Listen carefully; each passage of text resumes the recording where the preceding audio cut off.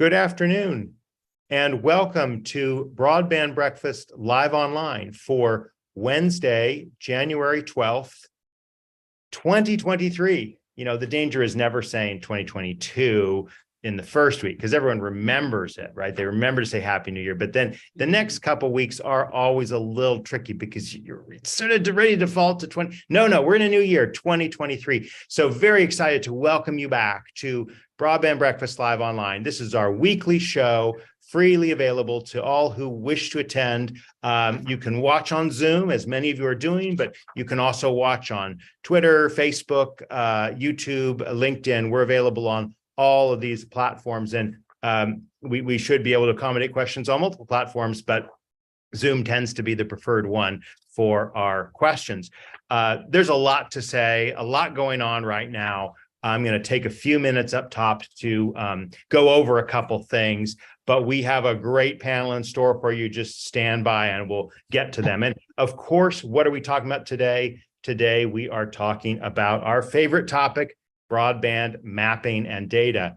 And it's a very, very timely topic indeed, because this week, 2 days from now, is the deadline. It's a deadline that's been put forth in policy. There's some question about how firm or squishy it is, but it is a deadline, and it's a deadline for the purposes of challenging the first version of the FCC's National Broadband Map that will go to make decisions about where BEAD, Broadband Equity, Access, and Deployment Program funding is going. And then there's a lot more that will happen with state broadband offices. I see several state broadband officers are joining us. Thank you for being with us. Of course, we do have a state broadband official with us here on this program and this panel, so we'll look forward to introducing her just now. I want to just say here at Broadband Breakfast, we do lots of programming, printed material, or printed, I guess, written material and video programs, and 97% of what we do is freely available on our site, as supported through sponsorship. We do stories on broadband every business day. Broadbandbreakfast.com. The site changes every business day because there's new stories, and we of course do this programming every Wednesday, and we'll continue to do all these programs and reporting for free. However, we have recently launched, in the last 2 months, we've launched our paid Broadband Breakfast Club. And the Broadband Breakfast Club is a new service to help you get more out of Broadband Breakfast, of what you know and trust and love, hopefully, with what we're doing. The Broadband Breakfast Club gives you exclusive access to our signature course on digital infrastructure, 2 hours of monthly group coaching on broadband deployment, our exclusive monthly report, okay? And this, we kicked off last month with a really exciting, we hope, little creative, little fun report on the 12 days of broadband. We did 12 stories on topics that were most salient in broadband in 2022. For those who join the Broadband Breakfast Club, you can get access to that. And now this month, we've released a new report, what you need to know about the FCC's maps and challenge process. This is a 2,000 plus word report, really drills into the details. I reviewed it before this event, and I know our panelists had that opportunity. We hope you will consider joining the Broadband Breakfast Club, get access to these benefits every month. And of course, conferences. We did the Digital Infrastructure Investment event in November here in Washington. We'll be doing 2 new conferences. We'll be announcing those very shortly in March and in June. And you'll get discounted access to those conferences, and free video access to the conferences is available for Broadband Breakfast Club members exclusively.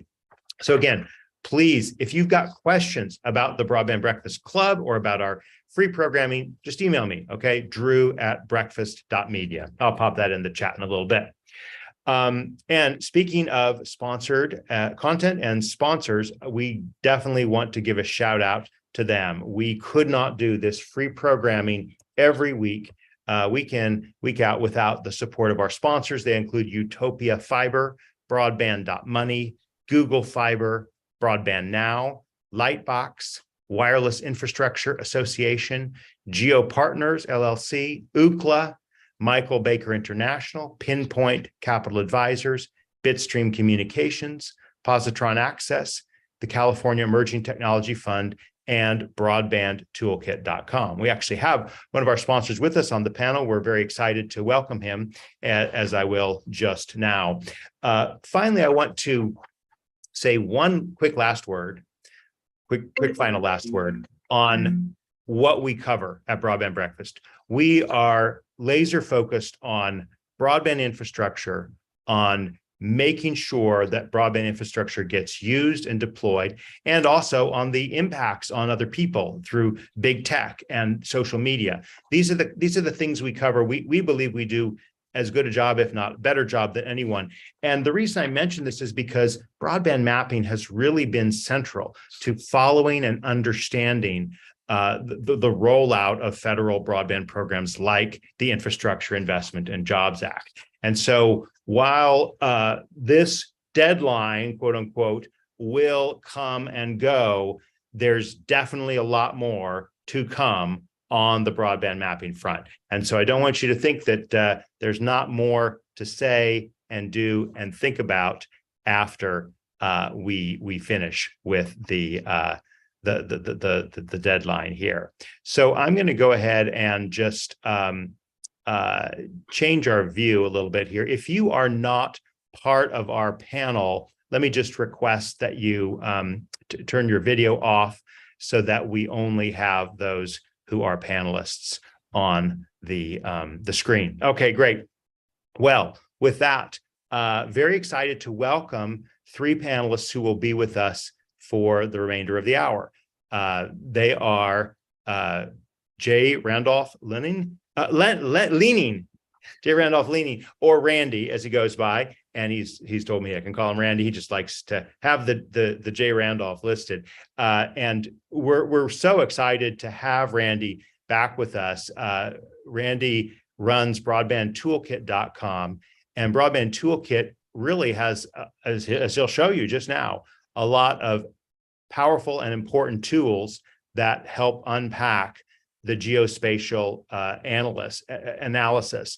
Broadband Toolkit is a commercial mapper that provides analytical planning tools to the telecom industry and to help state broadband offices, investors, grant applicants, engineering firms, and ISPs. And he has enjoyed a 35-year career in the fixed, mobile, and satellite telecommunications in the US and Europe and Asia. Following Randy, we will hear from Garland McCoy. I've known Garland for years. He's someone who just never goes away, right? And he has been such a bulldog on this issue, right? And he's written several expert opinion pieces for Broadband Breakfast. I've wanted to have him on a couple, but it just didn't work out. So we're so glad to have you back, Garland, the co-founder and executive director of the Precision Agriculture Connectivity and Accuracy Stakeholder Alliance. I may have muffled that a little bit. They go by Peg Casa, okay? And he's a longtime nonprofit veteran in tech and telecom, having been the founder and CEO of the Technology Education Institute. Really excited to have you, to hear what you're thinking, what you're hearing from others, Garland, as well. And batting cleanup, and we're so glad that she's with us, is Megan Graybill. And Megan is the geospatial data analyst for the Maine Connectivity Authority. Okay, and so Maine Connectivity Authority almost needs no introduction to this community. They are one of the very first that's been so focused, one of the state broadband authorities with the most creativity and a lot of innovation in what they've done. And Megan, as the geospatial data analyst, is responsible for the data management and analysis to ensure that everyone in Maine has access to affordable, accessible, high-quality broadband. So we are so excited to hear from you, Megan, about what's going on in Maine and how you and other state broadband officers are approaching the issue and the looming deadline on Friday the 13th. All right. So with that, let's turn it over to you, Randy. Tell us a little bit about Broadband Toolkit and your take on what's going on right now. Okay, great. And I'm going to share a screen here because a picture is worth 1,000 words. So just a quick note to everyone who is watching. This webinar is very much in line with what we do every and which is kind of producing analytics to help people make decisions. And we've actually written a series of white papers that speak, to a very large extent to the topics we're going to cover. One is called FCC Fabric, First Look at the November 18th.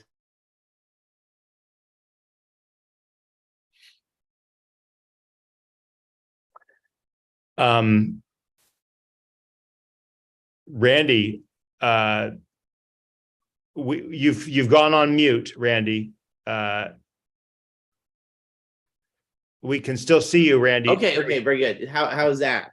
Yes, thank you. Okay, good. Okay, something happened here. Okay, so just we've written a number of white papers that very much align with today's topic. So I'm going to show you just some visuals that convey some highlights. But if you're interested in drilling down, I would encourage you to look at those. And I think Drew has put a link in the in the description. They cover areas like, a first look at the FCC fabric, just look at the data and you'll see, I'll show you some of that. A piece on location challenges, a piece called State of the States, which looks at state initiatives, and then another looking at how to integrate crowdsourced data. So all very highly relevant. So hopefully my visual is coming through here. Okay, good. And so I'm going to start with something that's a very sort of positive affirmation of the process that we're all experiencing. And this is a graphic here that contrasts 477 data from mid-2001 with the data set that's recently been released. And sort of the tan color is the 477 data, and the red dots are the most recent release. In this case, we're contrasting block level data to what's called a level 8 H3 hexagon. And in urban areas, there's not a lot of difference. In rural areas, there's quite a bit of difference. And so you can see here about an order of magnitude difference in resolution in the very rural areas in these more extreme cases, mainly because blocks get big in those areas. So this is an interesting motivation. The other thing, just to quickly highlight, is BEAD is to some extent all about money and allocations. So there's an unprecedented level of funding that's been made available through the IIJA.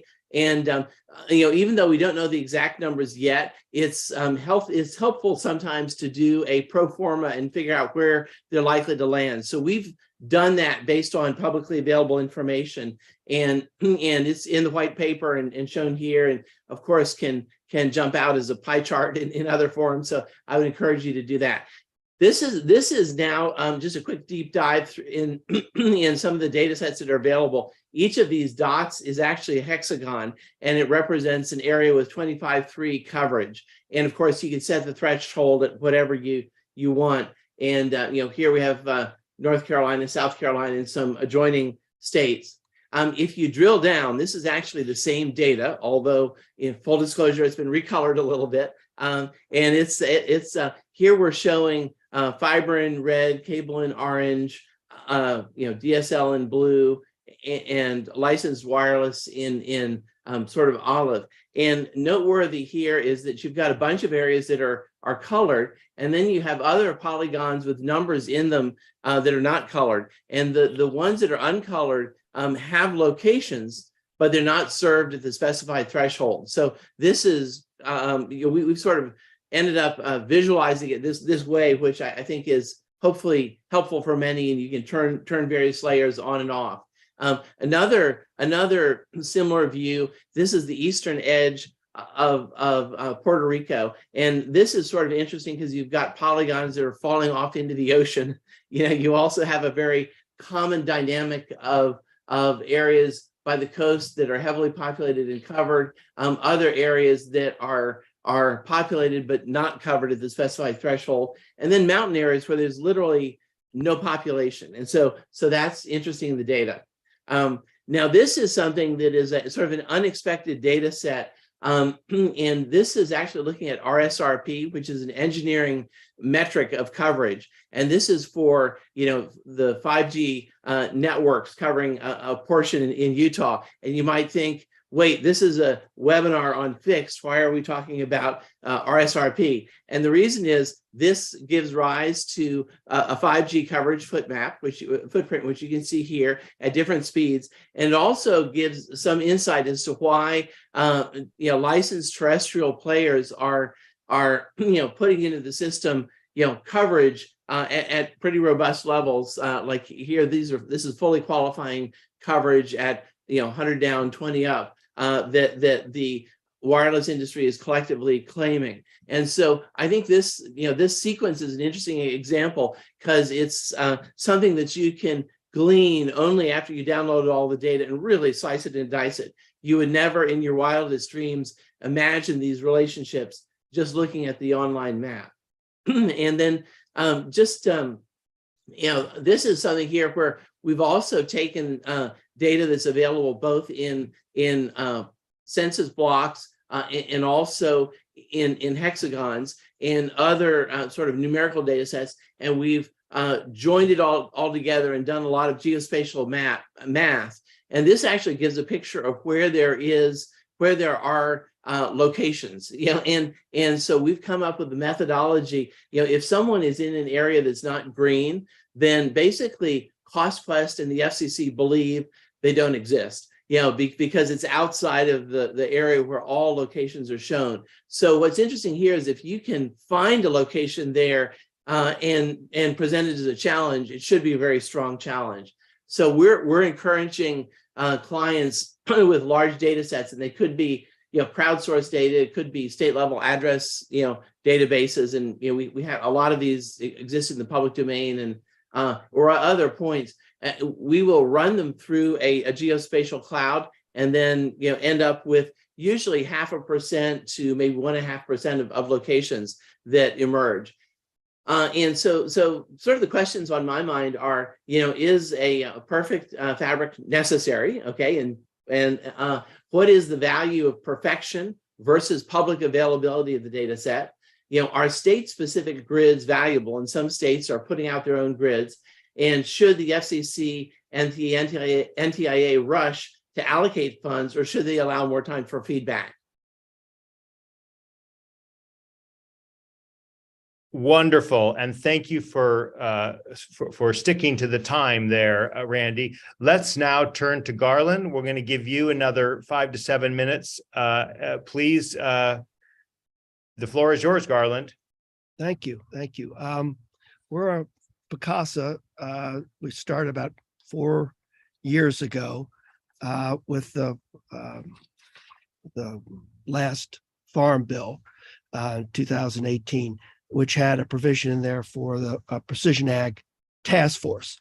And my colleague, co-founder, Peter Harder, who's was an early hire at Netscape, a very early arrival in the digital transition. He's has a vineyard, lives in a rural area in Oregon, Polk County. And he was experiencing difficulty getting broadband access out to his vineyard, and reached out to me and said, "You want to work on this issue?" And I said, "Yeah, it's very intriguing," because we were both fascinated. We ended up adding on Ed Engel, who was with Microsoft, retired from there now, but was their office for over 10 years, and he worked on Microsoft's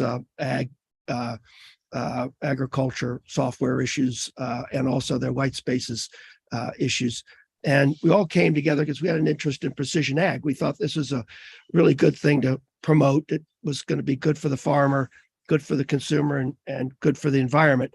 But early on, again, this is 4 years ago, we recognized that one of the things holding back the adoption of, we thought was pretty good technology, that was proving itself early on was the infrastructure, was sufficient broadband in rural ag America. So we started looking into what the problems were. So that brought us into this world of mapping, and we've approached this issue maybe a little differently than some, because when my colleagues and I started analyzing this, it seemed to us that at the core level, the data as far as the challenge of the existing, this is back in the 477 era, but it exists today, is pretty spot on in terms of the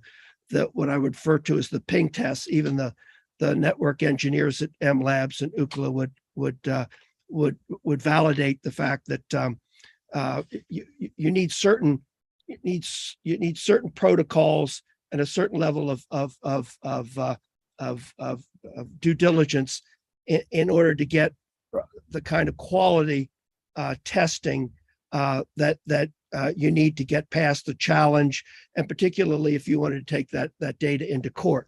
So we began down that route, but at the same time, we got a contract here recently in Polk County, which is where this all started out, again, a rural area in Oregon, to work with the county. Two excellent individuals, are quite knowledgeable. We're very fortunate in having them as to help as employers, if you will, and we're working specifically with our methodology on the ground there to help individuals, because the upcoming this Friday deadline is specific to the issue of having individuals challenge the performance, the network performance that they have, and we're working with them with a device-centered methodology. So we're using the exact same network monitoring devices that Verizon, AT&T, Comcast, for example, use to monitor their networks.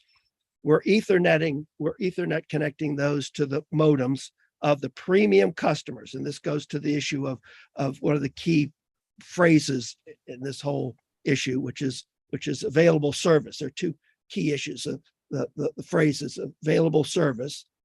And then the other one, of course, is serviceable location, which is the fabric part of it. So, but in the available service, that refers to the premium service that the ISP is offering, because you'll have customers in some instances that because of their economic situation, or because they just don't think they need a lot of broadband, they'll buy a package, a service package that is at 25.3 or even below. So the ISP shouldn't be hobbled, penalized, if you will, if their service is at several hundred symmetric or a very robust network. So what you want to do is go to the premium customer and test that level of service, and that'll give you the benchmark, if it will, for that the service territory for that ISP at what's called, again, the available service. That's their premium service for their service territory, and that's what we do. We Ethernet connect this to the modem. We have the devices loaded up with MLab and Ookla. They're preloaded with the speed tests. We run them for 3 days so that we get readings when the modem is still. We can go over a period, so see if there's any throttling.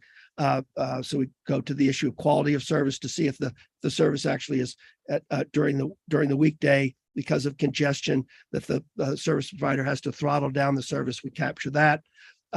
So we get a real solid read. And finally, we have each of our devices protected by enclave edgeware that doesn't both protects the data that we have.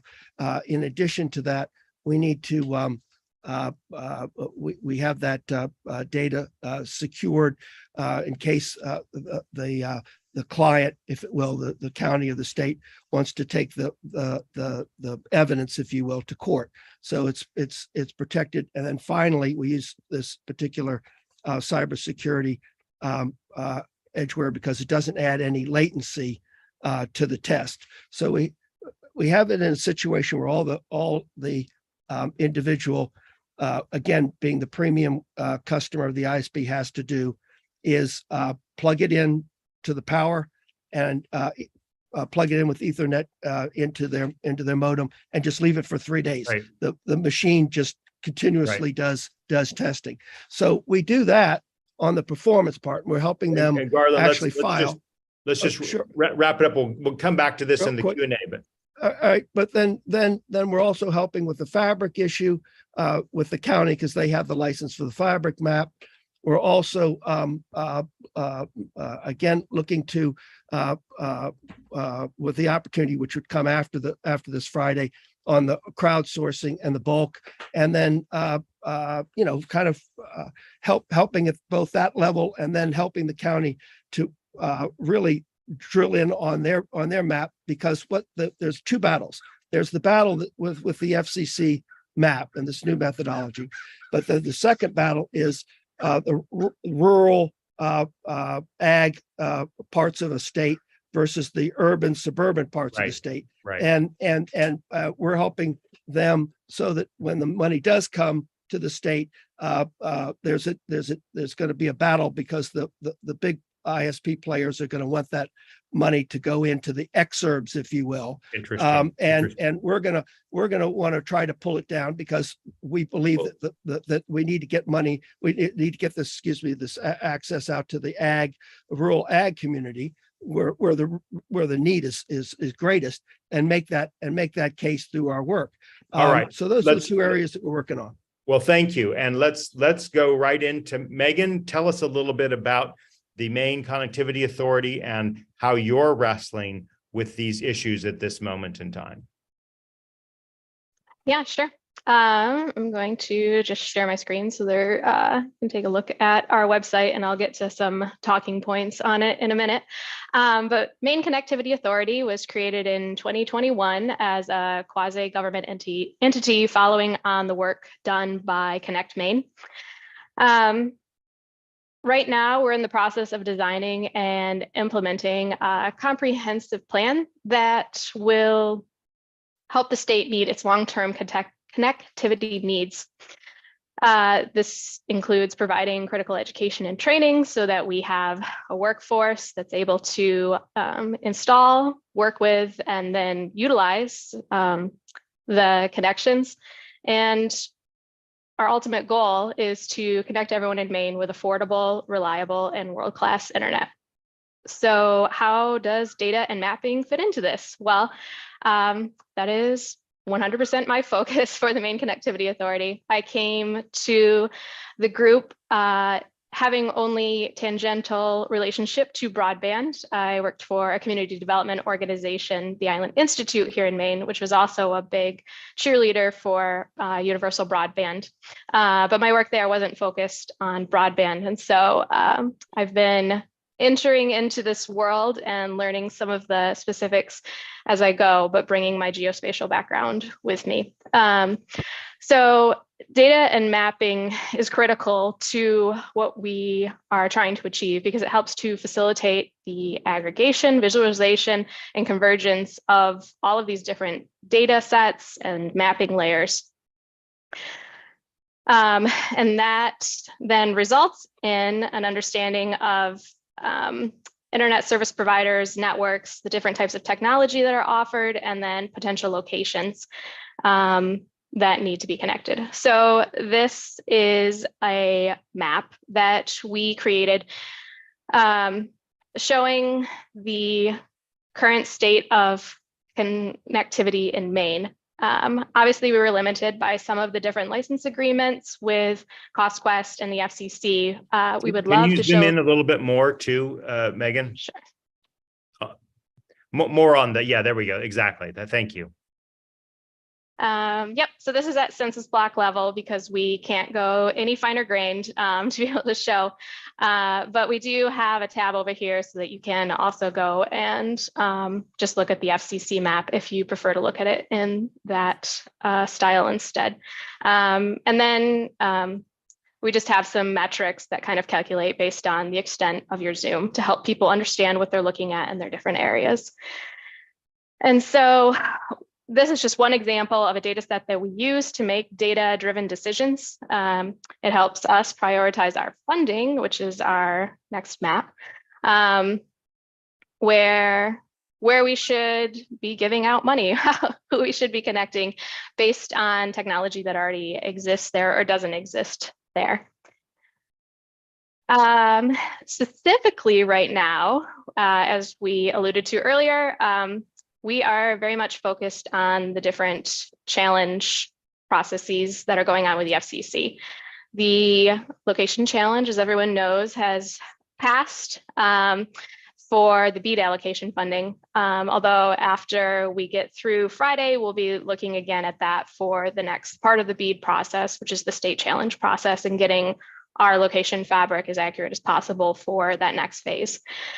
But this is one of our efforts to help with the bulk challenge, bulk fixed availability challenge, where we did correct the dots to try to get community members, community leaders, businesses involved in challenging the FCC map and improving the accuracy of the data.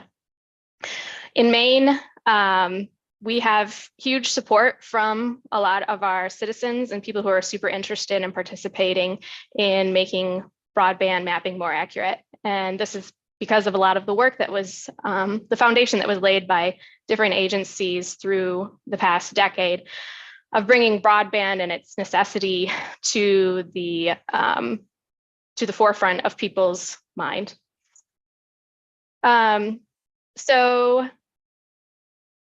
in Maine, one of our unique challenges, and this is shared by other states in the union, we have a pretty low density, and if I can go back to our map,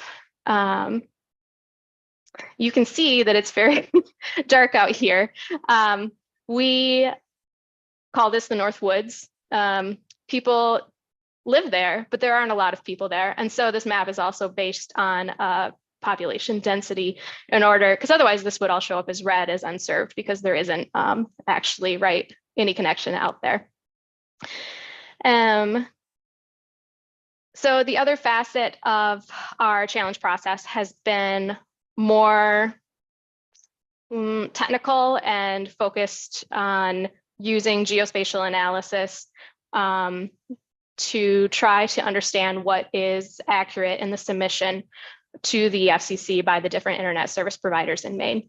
And so we have sent out field validation teams to go and actually check the infrastructure and see what's on the poles, what exists there, and found some discrepancies. We also are doing desktop analyses and comparison to different websites for their customer databases. The hardest thing for us to investigate has been the fixed wireless providers. Just you need a lot of information to be able to go out and do the field validation and do the signal testing, and we don't have access to that data. So it's very hard to then check if what is proposed in the maps is accurate or not. And I think with that, I can wrap up for now with making my time. Thank you so much, and really appreciate your going through the items that are important. And there's so many ways we could go, and we're getting a lot of great questions. So thanks for that. Let me just start off though with this question. Let's just distinguish between the availability challenge and the bulk availability challenge and the crowdsourcing challenge and the bulk crowdsourcing challenges. These are some of the specific points. These are covered in the report that I've referred to. Does anyone just want to talk to this? Because you made a great point, Megan, that you call it the location fabric process is over, and now we're working on the availability process. But could you just kind of address the availability versus crowdsourcing question? Let's go with Megan first, and then the others too.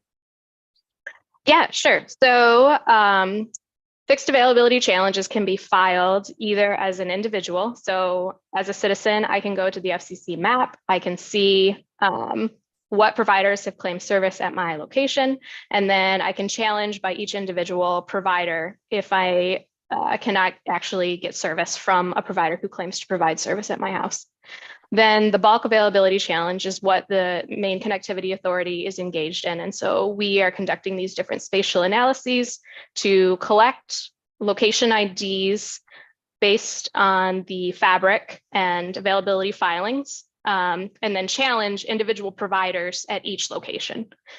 Then there's the crowdsourcing challenge, and speed tests, I think, are the prime example of this. And it has not been a great focus for Maine Connectivity Authority because of the lack of teeth that come with filing a crowdsourced submission. Crowdsourced submissions do not require a response from an ISP directly, and so they will take more time to work out in a general sense than a bulk fixed availability challenge to a specific location. Mm-hmm. Thank you. Garland and Randy, do you want to address the availability versus crowdsource question?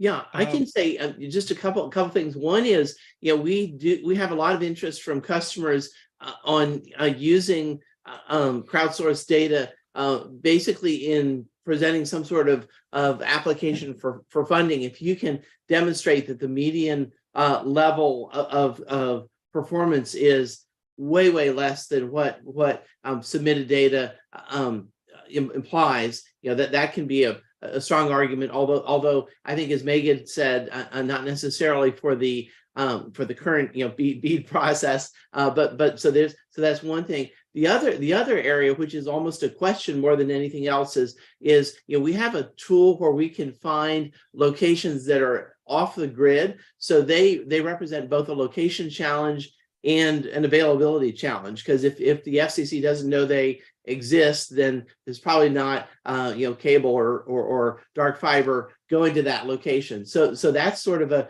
combined challenge problem, and there's a little bit of, at least from my mind, some uncertainty on the best way to challenge that. They could certainly be challenged as a location challenge. Well, of the three challenges, location, availability, and crowdsource, right? Yeah. I mean, availability, location, so-called, or fabric is done, right? At least for this first version. Right. Availability is what is due on 2 days from now, on the 13th.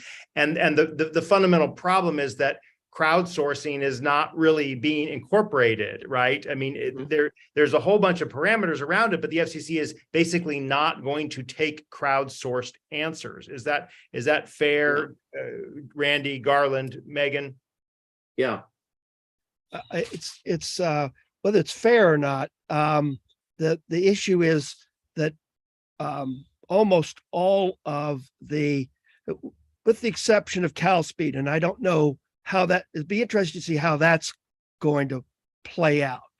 But and just tell us what CalSpeed is, right? CalSpeed is a program that's been going on 2 years now plus, In where California. they use in California, and it's a device centered methodology that uses it's a really robust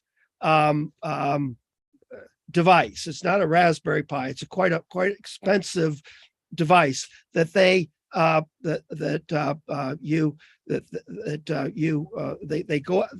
got a platform where they ask for people to come in, and they'll give them a $100 gift card if they take the device and plug it in, run it for I think it's for 3 or 4 days in their home, and then they send it back to them. And once they send it back, then they give them the $100. And they've been running this for a couple of years. They've got a lot of data from all the people that have volunteered to run this in their home. And again, this is Ethernet connected to the modem.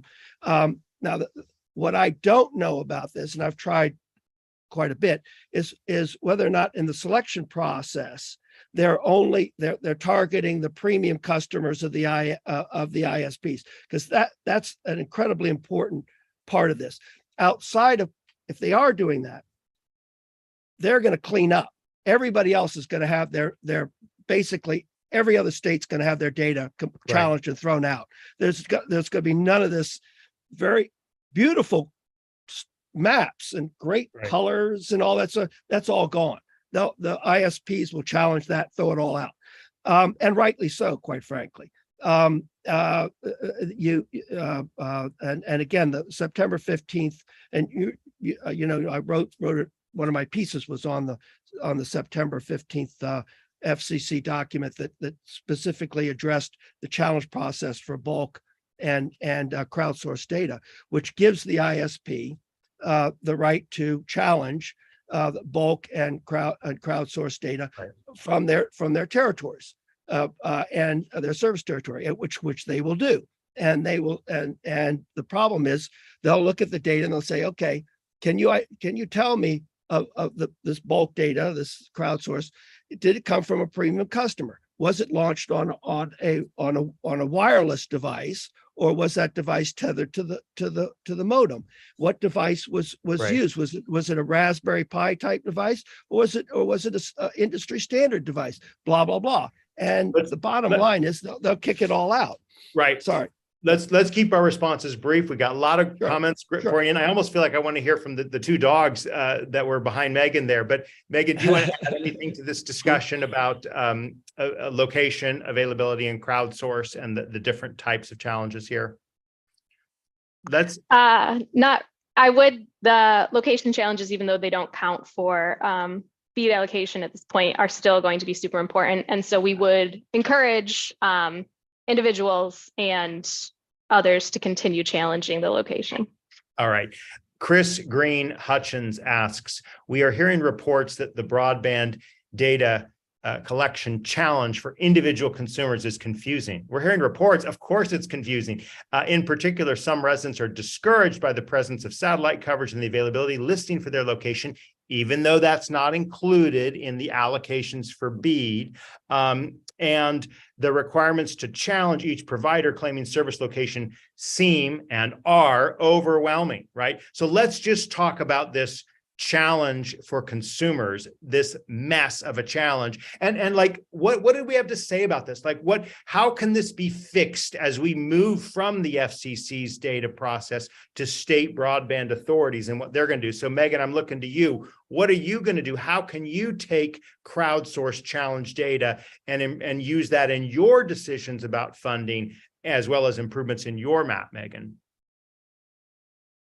So kind of two parts to that. We have not been, the state challenge process that will be as part of the BEAD dispersal and the money that we have from that, the states are being given some autonomy to decide how and what to do with that. Right. So while we don't have the specifications for exactly what that means, we are under the impression that we'll be able to use the crowdsourced data to make determinations to help us with where we're going to distribute. So that's okay. So how do you make this process easier for the consumer to challenge, right? It's an utter mess to this FCC list of long things, the privacy issues associated with it. I mean, basically any challenge kind of becomes a public record. What again, any thoughts, Megan, as well as the others on this individual consumer challenges? No, it's super complicated. One thing that we did, a small thing to help, is that when we embedded that map on our website, we turned off the satellite layers, and so that those extras were on there, right? It's complicated even to just get to the map to show you where you count as served under the BEAD allocation rules. And the other thing we're doing is that we have general email, general help, general support to Right. try to help consumers like get through this. We've trained our regional and tribal broadband partners who are community leaders in how to file these challenges, and hopefully they're in their communities also helping community members file these challenges. Like, it's a process that does require some level of hand-holding, and it's difficult. And that's really hand-holding that can only be done at the state and local level. I'd love. It's not going to be successful, though, is the problem. You're going to end up very much as you began with the new FCC broadband map, looking exactly as it did with the old, with it being almost exclusively ISP data centered. There very, very little third-party data in the new, as it was with the old map. This is all intentional. I mean, this is well, it's intentional, but at the same time, there is again, if you talk to the network engineers, there is reasons why the data off normal ping tests should be thrown out. It's not good data, so it's not. So it should be thrown out, but at the same time, you're not providing a way forward on this. So if I can summarize what I'm hearing from you, which seems to be a very common sense point, Garland, which is there are ways to correct for obvious irregularities in speed tests without throwing out and completely abandoning the effort to use consumer crowdsourced data to check the claims, the absurd claims about 100 or 1,000 megabit service. That's what we're doing. You can do random testing methodology, the premium customers of the ISP, randomly test them with the devices, again, the same devices they use, Ethernet connected. The methodology we've laid forward and the security we have, it is any state that wants to take the FCC to court, federal court, following this deadline on the 13th, come to us. We'll work with your lawyers. We've got the stuff that will stand up in court, federal court. We've got litigation ready data. And it's got to go that way, quite frankly. There's no other way around it. If you want to get this thing where it's got to be ready for litigation, right? And we'll talk a little bit more about that. And that sets the road. You see, the thing is that moves it away from this fixed. It's like Las Vegas, where all of Las Vegas is the way it is because all the odds are in the favor of the casinos, right? That's why I thought you were talking about broadband in Las Vegas. No. But I mean, it's the same. All the odds are in the favor of the ISPs in this process. Once it goes to court, then the court sets the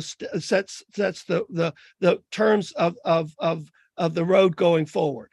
Yeah, it's out of their hands, and that's when you have an opportunity to then do some real shifting and a little bit more of a way in which you could potentially get, for example, metering. We should meter broadband.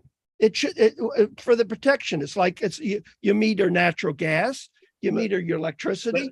Randy, let's get Randy into this conversation. Do you have any reaction on the speed crowdsource question? Is that something you at broadbandtoolkit.com work with? And we do have another question from Frank DeJoy. Could the panel provide a full timeline of the various phases of the challenge process? So you can address both of those, Randy, and then we'll see where we go next. Okay, yeah, on crowdsourcing, I think that I agree with, I think, the comments of others. First of all, that the FCC has put that in a category where there's no formal response required. So it removes a lot of the incentives of states and others to be aggressive there. Having said that, there are a couple ways that you can use crowdsourced data. One is if you've got a large area where you have many ISPs who are claiming to provide service, and you have no crowdsourced data points showing that level of service, then it would seem that that's a pretty good argument that it may not be there. And for instance, we're seeing oftentimes you can get crowdsourced tests that sort of fall between the number of households over the course of a year, between the number of households in an area and the number of and the population. So it's a big number, and so you don't get speed tests in every block.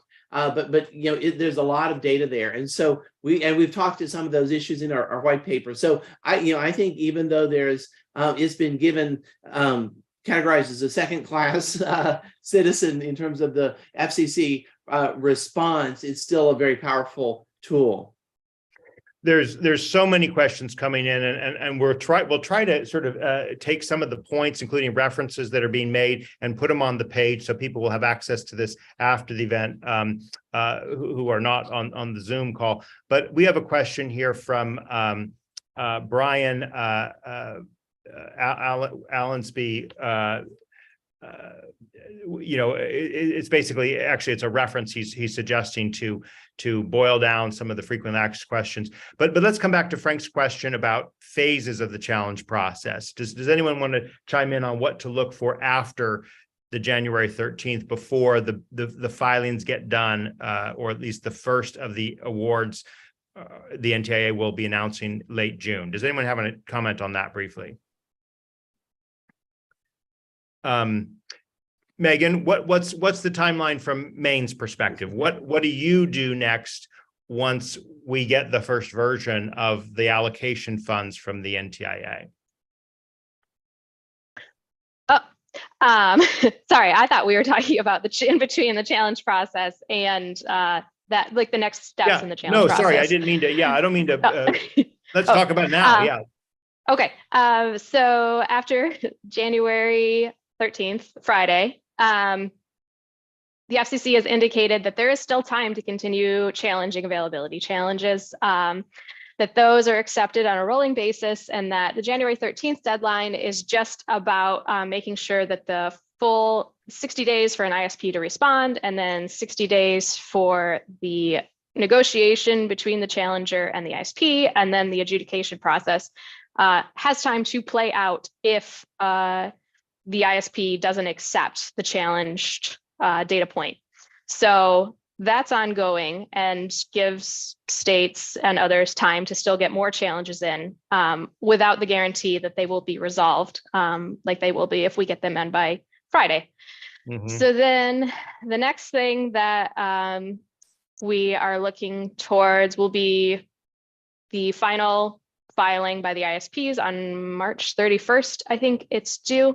And so between now and then, we'll be communicating with the ISPs in Maine to try to help them understand any mistakes that might have been made on their previous filing with the FCC, to make sure that they understand all of the rules and that they are filing accurate data filings.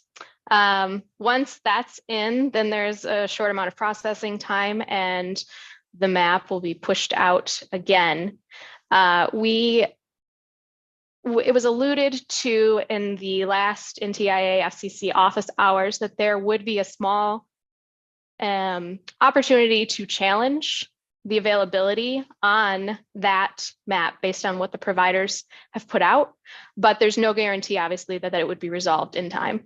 So it's just too short of a window for them to get through that process. So that's the next thing that we're thinking about, along with the location fabric challenges that comes back on our plate to get that ready for the BEAD state challenge process. Let me get two questions out here, and then we'll hear reactions to both these. One is from Robert Say of USDA, if I remember correctly. He's asking, isn't the importance of the location and hence location challenge for missing locations is that it sets the base to assess unserved locations? If missing locations are not proportional among states, it will skew allocation of broadband funds by states. And this is maybe another glass half empty way of saying, if all are off the same ways, then does this really matter, right? Does it matter that the FCC map is completely messed up on the kind of over counting, because every state will get messed up and then they get sorted out in the state broadband offices? Or how does this get resolved? So that's one question I want to get everyone's reaction to. And the other from John Sarkis, maybe a little bit more directed to Garland. Are there ever instances where two internet service providers compete to get funding for an underserved area? Is this a use case for your devices? So who wants to address Robert Say's question and John Sarkis's question? I can say just very kind of quickly on the funding is that it's definitely a zero-sum game, where the total amount of funds is set and it gets, allocated among states. And so I think the point is very well taken, that if everyone presents new locations and new unserved areas in the same proportions, then nothing changes. But I guess the thought there is that if you're a state broadband office, you do want to be diligent to try to discover those areas within your bounds, because they'll result in, on the margin, significant numbers of dollars if you do a good job.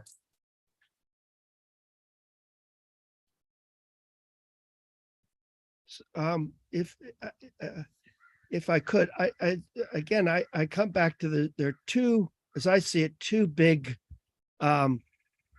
battles, I guess, for lack of another word for it. The one that involves the FCC that we're going through and their map, but the other one that I think is equally important from our perspective at Picasa, and I think for the perspective of again, where I think the real need is in a state, is the battle between, and again, this digital divide between the urban and suburban and the rural that really was accentuated during COVID, and unfortunately we're marching ourselves quite quickly to the same old problem where the large ISPs, and again, this all has to do with business. I mean, they have to make a profit for their stockholders. It's they're gonna grab that money and they're gonna push it towards the exurbs, where Mrs. McGillicuddy's farm was, which is now, tract housing, and it's not going to get, unless there's a real effort by local the rural ag counties to do the due diligence on and push for their appropriate allocated shares for their unserved and underserved, and I think so. There's an internal battle that's going to be taking place within the state maps that's going to be very, very important. Otherwise, once again, we're going to go through 40 some odd $1 billion, and the rural ag community is still going to be unserved, but basically untouched. All that money is going to go for, quote, fiber first, and you're not going to put fiber out to Mrs. McGillicuddy's farm.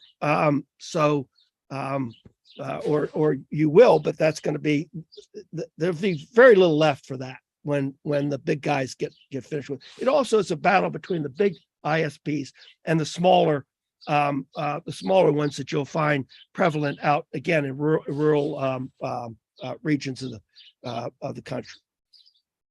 Megan, do you want to address this question? Or there's another one that's come in from Robert Bocher about community anchor institutions not being mapped at all because the FCC assumes that they can get commercial, not mass market service. So many problems with this process as it's evolved, but whether you're ready for it or not, Megan, we're all going to be looking to you, right? We're going to be looking to the states to fix the FCC's problem. But anyway, what would you say to these points, these three questions that have been asked here, Megan? It has been a difficult process for everyone. It was difficult to try to make a fabric for the United States with all broadband serviceable locations. And now we're seeing the ramifications of that. And each layer that we try to add onto this is just magnifying the difficulty of what was created as our fabric. I think the point about if we're all skewed equally, people have tried to investigate whether we're all skewed equally. And I think the answer is that no, there's some winners and there's some losers in the skewedness of the fabric and who got noted as served and unserved.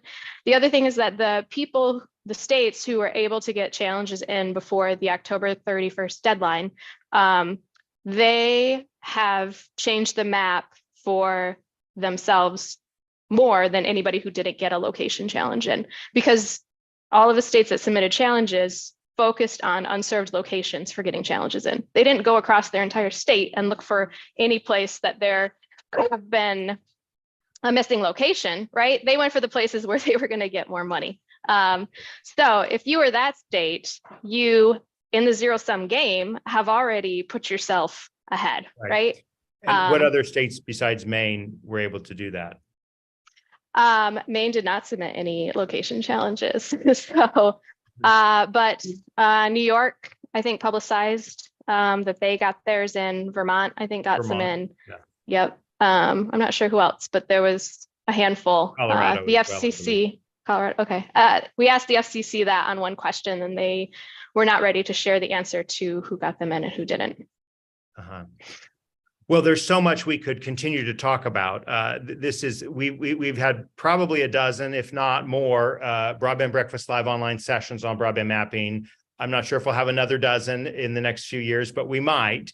And I have a closeout question for each of you, which is there any validity to delay this January 13th, Friday, January 13th deadline? Would there be a benefit by a 30-day extension? Obviously, it's not in our hands, right? It's unclear even if the FCC or the NTIA would be the ones to pull the trigger on doing that. But I want to get each of your reactions for, is there merit in a 30, 60-day period of time? And anything else you'd like to close out with in our conference discussion or our Broadband Breakfast Live online discussion. Let's go in the same order we started with: Randy, Garland, and then Megan.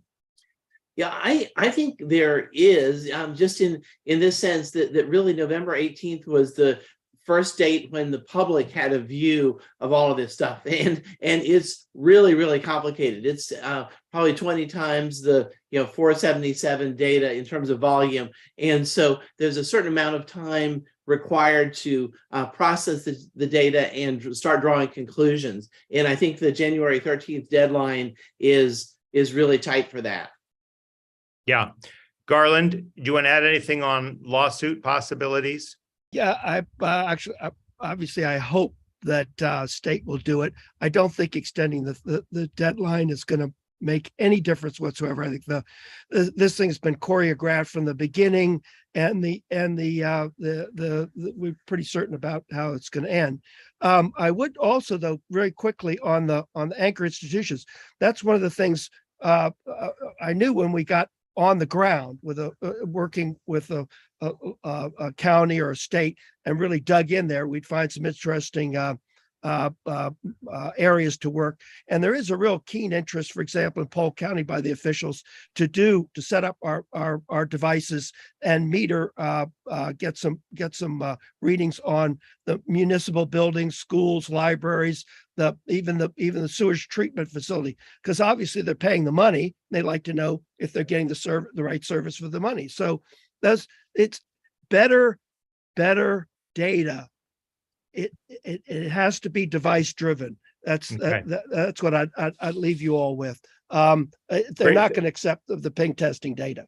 They never will. So thank you for those closeout comments. The last word is yours, Megan. I've been struggling with if 60 more days is a good thing or a bad thing, because that means 60 more days of trying to look for these discrepancies. And the engagement with the citizens is great, and it's an opportunity, right, to get people involved in something that's really important.